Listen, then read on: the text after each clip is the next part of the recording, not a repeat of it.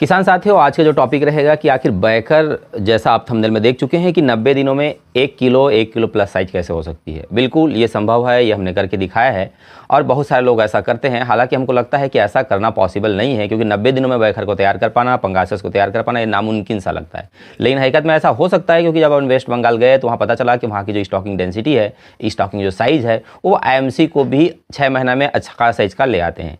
इस पर मैं वीडियो बनाऊंगा आगे चल के। लेकिन आज का जो टॉपिक रहेगा कि आखिर बैकर क्या पंगासस 90 दिनों में 1 किलो हो सकती है। सोचिए 3 महीना में 1 किलो, ये बहुत बड़ा चैलेंजिंग टॉपिक है आज का, और ये संभव भी है, आसान भी है, इसको किया जा सकता है। हम लोगों ने पहली बार इसको टच करके देखा हुआ है। तो आज का जो टॉपिक, आज का जो थंबनेल, हम इसी के इर्द गिर्द बात करेंगे और कोशिश करेंगे कि आप तक मैं बात पहुँचा पाऊँ कि आखिर ये कैसे संभव हुआ, क्या ये हर जगह संभव है और कहाँ कहाँ इसको आप इम्प्लीमेंट कर सकते हैं, इस पर जो है आप चर्चा करेंगे। तो नमस्कार दोस्तों, मैं हूं पुष्पक राठिया कोयतुर फिश फार्मिंग से, और बहुत बहुत स्वागत करता हूं आपका इस वीडियो में। ज्ञान बांटते चलिए, कोशिश करिए जितना आप जानते हैं दूसरों को बताइए, ताकि ये जो कम्युनिटी है ये बड़ी हो और इन सब का फ़ायदा हम सबको जो है हो। तो जैसा कि आज के टॉपिक, आज के थंबनेल में आप देख चुके हैं कि आखिर 90 दिनों में पंगासस क्या 1 किलो साइज़ की हो सकती है। तो हम लोगों ने एक डेमो मॉडल के रूप में पोन लाइनर सेटअप को लिया था। पोन लाइनर टैंक जिसका मेजरमेंट है लगभग हम लोगों का 150 बाई 50, 150 फीट का चौड़ा और 150 फीट का लंबा। इसकी डेप्थ हम लोगों ने रखी थी लगभग 4 फीट पानी, और एक डीप वाटर एरियर से हम लोगों ने काम किया था। हालांकि हम लोगों का टारगेट जो है 2 डीप वाटर एरियर का था, लेकिन हमारा टारगेट डेंसिटी जो है 10,000 से प्लस का था। इस बार हमने 8,000 ली, क्योंकि पहली बार हम लोग ट्रायल करने जा रहे हैं। तो कोशिश कर रहे हैं कि हम लोग जो हमारा मैथमेटिक्स है, जो हम लोगों ने प्लान किया था, जो हम लोगों ने हार्वेस्टिंग कैलकुलेशन सोचा था, वो हम पर फिट बैठे। तो इसका मैं हार्वेस्टिंग का वीडियो से आपको डालूंगा अगले सीरीज में, क्योंकि आज की वीडियो बहुत लंबी हो जाएगी यदि मैं इन सब चीज़ों को शामिल किया तो एक्चुअल में ये कैसे संभव कर सकते हैं। तो इसके लिए जो मेन टॉपिक रहेगा आज, तो आखिर एक्चुअल में आपका टैंक का साइज़ क्या रहेगा या पॉन्ड का साइज़ क्या रहेगा। इसके अलावा बात करेंगे कि वाटर पैरामीटर्स क्या क्या ज़रूरी हैं, और इसके पश्चात बात करेंगे फीडिंग चार्ट इसका क्या हो, कैसा हो, कौन सी फीड दें, कौन सा फीड जो है पंगासस के लिए बेटर फीड होगा, प्यासी आखिर कैसे ग्रो करेगी, प्यासी कल्चर आप कैसे करेंगे कि आपका ये 90 दिनों में 1 किलो छू जाए, इस पर बात करेंगे। इसके अलावा बात करेंगे कि आखिर हमने साइज क्या लिया था। तो इन सब ओवरऑल साइज पे बात करेंगे, इन ओवरऑल टॉपिक पे बात करेंगे, और फिर एक एक चीज़ों पर हम लोग क्लोज करने का प्रयास करेंगे, ताकि आपको बेहतर तरीके से नॉलेज जो है हो सके। यदि आप चैनल में नए आए हैं तो चैनल को सब्सक्राइब करना बिल्कुल ही मत भूलिएगा। जानकारी अच्छी लगी तो एक लाइक तो दबा ही दीजिएगा, और ज्ञान बांटते चलिए। यदि अच्छा जानकारी है तो अपने ही किसी किसान साथी को, या जो एक नया स्टार्टअप करना चाहते हैं, उनको बिल्कुल जो है आप शेयर कीजिएगा। तो बेसिकली इसमें ये जो पंगासस है, इसके फीडिंग बिहेवियर को आपको समझना पड़ेगा। एक्चुअल में पंगासस जो है कार्निवोरस है। कार्निवोरस मतलब ये मांसाहारी है, लेकिन हम लोग इसको क्या खिलाते हैं, हम लोग इसको मोस्टली जो है 90% किसान जो है इसको जो है हर्बीवोरस या फिर समझ लीजिए शाकाहारी चीज़ खिलाते हैं। जो हम लोग फीड खिलाते हैं वो बना किससे होता है, या तो सोयाबीन से बना होता है, या भुट्टे से बना होता है, मक्के से, आपका गेहूं से, बाजरे से, इन सब चीज़ों से मिलकर के हम लोग इसका जो है फीड बनाते हैं। जैसे आपको सोयाबीन का खली हो गया, सरसों की खली हो गया, पीनट्स या मूंगफली की खली हो गया, इनसे जो है नेचुरल तरीक़ा से लोग आज तक इसका दाना बनाते आते हैं। होममेड जो फीड आप बात करते हैं, ये घर में लोग ऐसे ही तैयार करते हैं, और इसका फ़ायदा भी होता है। तो एक्चुअल में जब हम लोग होममेड फीड बनाते हैं तो एक चीज़ ध्यान दीजिएगा, हम जब फीड डालते हैं वो नीचे बैठ जाता है, लेकिन हम लोग जो कमर्शियल फार्मिंग करते हैं, खास करके जो आप वीडियोस में देखे होंगे, वो लोग एक्चुअल में क्या करते हैं, वो लोग फ्लोटिंग फीड देते हैं, वो ऊपर में तैरता है। तो इन दोनों में थोड़ा सा अंतर जो है हो जाता है। तो इस पहला जब हम चर्चा कर रहे थे कि आखिर ये कार्निवोरस है तो हर्बीवोरस कैसे खाती है, यानी कि मांसाहारी है तो शाकाहारी में ग्रोथ कैसे कर लेती है। तो हकीकत में क्या होता है कि ये एक्चुअल में जब मैच्योर हो जाए तो ये मांसाहारी है। मैच्योर मीन कहने का मतलब कि अंडे देने लायक या बच्चे देने लायक तैयार हो जाए तब ये मांसाहारी है, लेकिन उससे पहले हम इसका जो हैबिट्स है शाकाहारी के रूप में इस्तेमाल करते हैं। और जो भी आपको मार्केट में बिकते हुए दिखता है वो सब के सब पंगासस के बच्चे हैं, यानी कि ये 1 किलो, 2 किलो, 2.5 किलो, 3 किलो के होते तक, यानी कि ये तीसरे साल में मैच्योरिटी को छूता है। 2 साल से पहले मैच्योर हो ही नहीं सकता, तीसरे साल में मैच्योरिटी को छूता है। तो 3 साल तक में पंगासस का ग्रोथ तो 5 किलो तक पहुंच जाता है। तो इसलिए शुरू में हम उसको हर्बीवोरस खिलाते हैं या शाकाहारी खिलाते हैं, इससे भी ग्रोथ करता है। और जैसे ही वो मैच्योर हो जाएगा, फिर इसका जो मेन भोजन है, आप यकीन मानिए, जो क्रस्टेशियन होते हैं, जो आपके छोटे छोटे सीपी, मोती, घोंगे होते हैं, छोटी जो मछलियाँ होती हैं, छोटे जो कीड़े होते हैं, यही इसका खाना है। अब इसका फीडिंग के बिहेवियर को समझिए। एक्चुअल में जब ये मैच्योर होगा तो इसका फीडिंग बिहेवियर, ये जो है बॉटम फीडर है। जैसा आपका कॉमन का आप नीचे जाके खाता है पानी के तलहटी में, सेम इस तरीके से भी खाता है, क्योंकि आपको मोलासी, सीपी, घोंगी जो होंगे या छोटी मछलियाँ जो होंगे वो आपको इसके बेस में मिलेंगे। तो ये ऊपर तो ये आएंगे नहीं, तो ये नीचे इसका फीडिंग का बिहेवियर है। लेकिन हम लोग क्या करते हैं, हम लोग पंगासस को सरफेस फीडर के रूप में आज तक देखते आए हैं या समझते आए हैं। यदि आपने भी ये पहली बार सुना होगा तो आप बिल्कुल इस पर मुझे कमेंट्स लिख भेजिए कि पंगासियस एक्चुअल में सरफेस फीडर नहीं है, ये बॉटम फीडर है। तो ऐसा मुझे भी बहुत डिले पता चला, जब मैं इसके मैच्योरिटी को पढ़ने लगा तब मुझे आइडिया हुआ कि एक्चुअल में ये बॉटम फीडर है। इसलिए इसका जो मुंह होता है देखिएगा थोड़ा सा एकदम सीधा रहेगा, आंख जो है बाहर की ओर रहेगा। तो ये नीचे खा सकते हैं इस टाइप का इसका, क्योंकि नीचे जो थूथन रहता है एकदम बारीक रहता है कि नीचे से कोई भी दाना उठा सकते हैं, जैसा कॉमन कार्प का नीचे थोड़ा झुका हुआ होता है। तो उस तरीके से इसका भी जो मुँह रहता है थोड़ा सा नीचे की ओर रहता है। तो मेन कारण इसका यही है। अब यदि ये बॉटम फीडर है तो हम इसको सरफेस फीडर कैसे बनाते हैं? तो बचपने में हम लोग क्या करते हैं, जब ये छोटी होती है तब हम इसको दाना ऊपर देते हैं ताकि हम दाने को ट्रैक कर सकें कितनी खा रही है, कितना बच रहा है। इसके हिसाब से इसका बिहेवियर ऊपर आके खाने का हो जाता है। आप ध्यान दीजिएगा, जो बड़ी मछलियाँ होती हैं उनको ऊपर आके खाने में दिक्कत होता है, क्योंकि उनका जो वजन रहता है उनको नीचे की ओर खींचता है। छोटी मछलियाँ इजली आके ऊपर तैर के खा लेती है, लेकिन जैसे जैसे बड़ी होते जाएंगी वो ऊपर तैर नहीं पाती, क्योंकि पेट इनका अंदर की ओर खींचता है, इनका वजन नीचे की ओर ले जाता है। तो ये उसके लिए काफ़ी स्ट्रगल करती हैं। तो जो होममेड फीड खिलाते हैं ये बेस्ट तरीका है आखिर पंगासियस को ग्रो करने के लिए, इसलिए होममेड फीड पे भी बहुत अच्छा रिजल्ट देता है। हालांकि हम लोग फ्लोटिंग या कमर्शियल फीड इस्तेमाल करते हैं, तो कमर्शियल फीड में तो हम लोग जितना फ्लोटिंग देते हैं ताकि हमको पता चल सके, ट्रैक कर सके कितनी दाना मछली खा रही है और कितना जो है बच रहा है। तो ये था इसका फीडिंग बिहेवियर। तो ये दो शॉकिंग न्यूज़ आप समझ लीजिए कि पंगासियस एक्चुअल में शाकाहारी नहीं है, मांसाहारी है, और एक्चुअल में ये बॉटम फीडर है, ये सब सरफेस फीडर नहीं है। तो अब चर्चा करते हैं कि इसका वाटर पैरामीटर्स क्या हो कि आप 3 महीने में दिनों में आप 1 किलो साइज का टच कर पाएँ। तो इसके लिए एक्चुअल में जो सबसे ज़रूरी चीज़ है वो है टेम्परेचर। एक्चुअली में पंगासियस के लिए जो बेस्ट टेम्परेचर है वो 26 से 28 डिग्री है। इसके बाद दूसरी जो पैरामीटर्स है वो आपका पीएच का स्टेबल रहना। तो पीएच देखिए 6 से 9 तक इसके लिए बेस्ट है।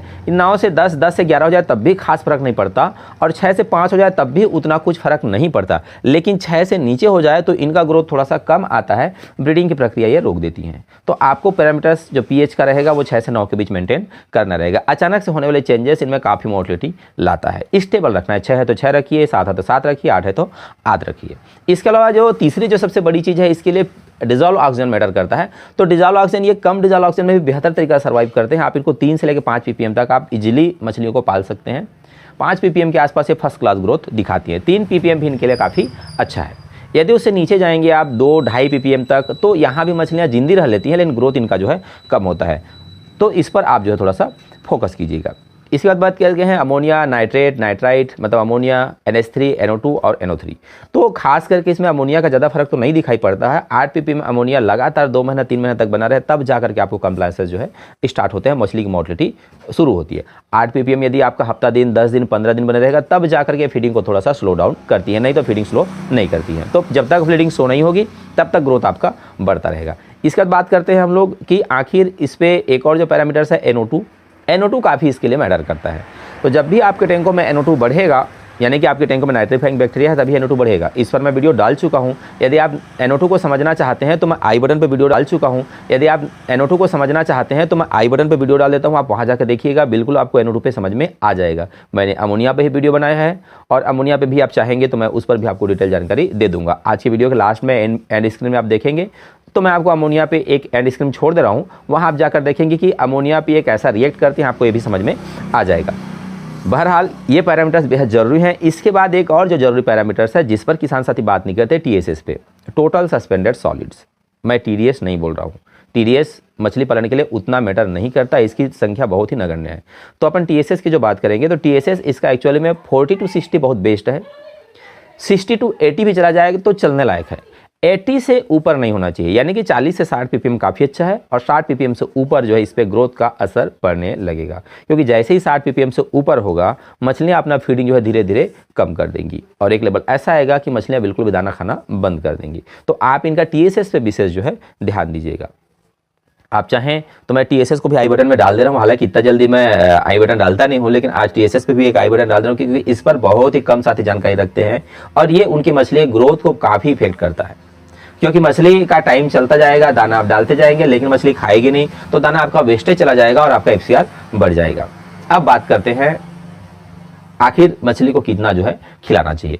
एक्चुअली मछली का देखिए ऐसा है कि ग्रोथ का जो चार्ट है, फिश ग्रोथ चार्ट है, जो पंगासियस का या प्यासी का जो फिश ग्रोथ का चार्ट है, उस पर ग्रोथ को आप समझने लग जाएंगे तो एक चीज़ समझने लगेंगे कि मछली को जब आप डिमांडिंग फीड देते हैं तो काफ़ी अच्छा है।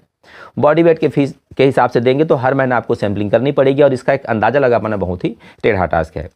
डिमांड फीड देने का तरीका क्या है कि आप डिमांड फीड देने का तरीका क्या है? सपोज आपने मछली को 10 किलो दाना दिया और उस 10 किलो दाने को मछली ने यदि 10 मिनट के अंदर खत्म कर लिया तो वो उसकी हैबिट से उतने को खाने की, उतने का एपेटाइट है, उतने को खा सकती है। लेकिन सपोज ये डालने के बाद यदि ये दाने बच जाते हैं, ऊपर तैरने लगते हैं, आधा घंटा 1 घंटा होने लग जाता है, तो समझ लीजिए अगली बार जो फीडिंग कराएंगे आपको उसको कम कराने की जरूरत है। यदि आपकी मछली 250 ग्राम से नीचे है तो एक दिन में कम से कम 3 बार फीडिंग, और यदि आपका 250-300 ग्राम से ऊपर है, 500 ग्राम है तो 2 बार फीडिंग, और यदि वही 1 किलो से प्लस है तो आप 1 बार फीडिंग देंगे तब भी काम आपका चल जाएगा। चाहे तो एक सप्ताह में आप 1 दिन ब्रेक मार सकते हैं। तो इस तरीके से आप इसके फीडिंग को मेंटेन कीजिएगा। कोशिश कीजिएगा कि इस मछली को 28% से कम प्रोटीन मत दीजिएगा।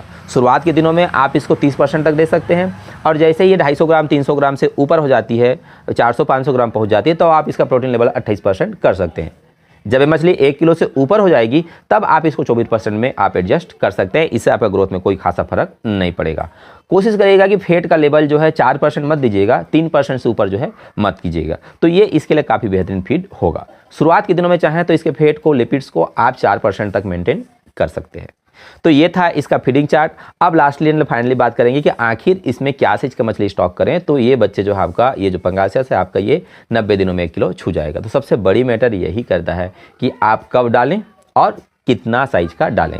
लेकिन इससे पहले बता दूं कि आपका स्टॉकिंग का साइज जो है ये तो मैटर करता ही करता है, लेकिन स्टॉकिंग का डेंसिटी भी मैटर जो है करता है। हम लोग पर क्यूबिक मीटर एरिया में 25 किलो से 15 किलो से 35 किलो के आसपास का स्टॉकिंग करते हैं। हम लोग बात करते हैं स्टॉकिंग डेंसिटी पे। आखिर डेंसिटी भी बहुत ही इंपॉर्टेंट रोल अदा करता है, क्योंकि हम लोग जो है यदि पॉन्ड लाइनर की बात करूं तो 15 किलो से 20 किलो या 15 पीस से 20 पीस, मैक्सिमम जो है 35 पीस पर क्यूबिक मीटर के हिसाब से स्टॉक करते हैं। लेकिन यदि इसी को बायोफ्लॉक में लोग जो है 50 पीस के आसपास स्टॉक करते हैं, और कुछ जो एकदम कमर्शियल फार्मर हैं, एकदम जो एडवांस फार्मर हैं, वो इसको 60 से 80 पीस तक ले जाते हैं। जब भी आप इसको 15 से 20 पीस पर क्यूबिक मीटर के हिसाब से स्टॉक करेंगे तो आपका ग्रोथ काफ़ी बेहतरीन रहेगा। यदि इसी को 30 से 35 किलो कर जाएंगे तो इसका ग्रोथ एवरेज रहेगा, और जैसे ही प्रति क्यूबिक मीटर आप 60 से 80 पीस ले जाएंगे, इसका ग्रोथ जो है कम रहेगा, स्लो रहेगा, लंबा समय लेगा। तो आप इस स्टॉकिंग डेंसिटी को समझ लीजिएगा। यदि समझ में नहीं आता है, कहीं कन्फ्यूजन होता है, तो मुझे आप कमेंट बॉक्स में लिख भेजिए, मैं बिल्कुल आपको उत्तर दूंगा कि आखिर ये पर क्यूबिक मीटर का मसला क्या है। या इस पर चाहेंगे तो मैं एक वीडियो भी बना सकता हूँ कि किन किन मछली को पर क्यूबिक मीटर में या कितने पानी में कितना पालना चाहिए, मैं इस पर भी आपको एक वीडियो दे सकता हूँ। चलिए लास्टली बात करते हैं कि आखिर क्या साइज का हमने स्टॉक करी थी। तो दोस्तों, चैनल पे यदि नए आए हैं तो चैनल को सब्सक्राइब करना तो बिल्कुल ही मत भूलिएगा, और लाइक का इस बार जो हम लोग ने टारगेट दे रखा है 300 का दे रखा है, बहुत छोटा टारगेट है। मेरे ख्याल से आप सबका प्यार बना रहता है और काफ़ी आप लोग एप्रिशिएट करते हैं, तो 300 लाइक छूना मेरे लिए खास बात नहीं होगा। तो जब भी अपन स्टॉकिंग साइज की बात करें तो इस बार हमने स्टॉकिंग साइज ली थी 250 ग्राम, 300 ग्राम, कुछ मछलियाँ जो है 300 ग्राम से प्लस थी। एवरेज जो बात करूं तो 250 ग्राम के आसपास एक मछलियां थी। 1 किलो में 3 पीस 4 पीस आ रहा था। ये मछलियां हमने जब स्टॉक करी थी तो 90 दिनों में ये 1 किलो को छू गया था। आज 110 दिन के आसपास होने वाला है, और मछलियां 1 किलो से 1.25 किलो, 1.5 किलो, 1.25 किलो तक की मछलियां जो है टैंक में है, और काफ़ी हाई डेंस में पाल रखी है। तो आप यदि हार्वेस्टिंग देखना चाहते हैं तो बिल्कुल मोस्ट वेलकम रहेगा। आप छत्तीसगढ़ जब आना चाहेंगे तो अभी लगातार 4 दिनों हार्वेस्ट होगा। कल से मेरे ख्याल से आपका अगले 1 सप्ताह तक आपको हार्वेस्टिंग देखने मिल जाएगा इस टैंक का। बाकी तो हार्वेस्टिंग चलते ही रहता है, कंटिन्यू रहता है, लेकिन ये जो स्पेशल सेटअप की बात कर रहा हूँ, इसमें आपको 1 सप्ताह हार्वेस्टिंग देखने मिल जाएगा। तो यदि आप हार्वेस्टिंग देखना चाहते हैं बिल्कुल हमारे सेटअप पे स्वागत है। उम्मीद करता हूँ वीडियो आपको अच्छी लगी होगी। मिलते हैं अगले वीडियो में, तब तक ले जाए जोहार।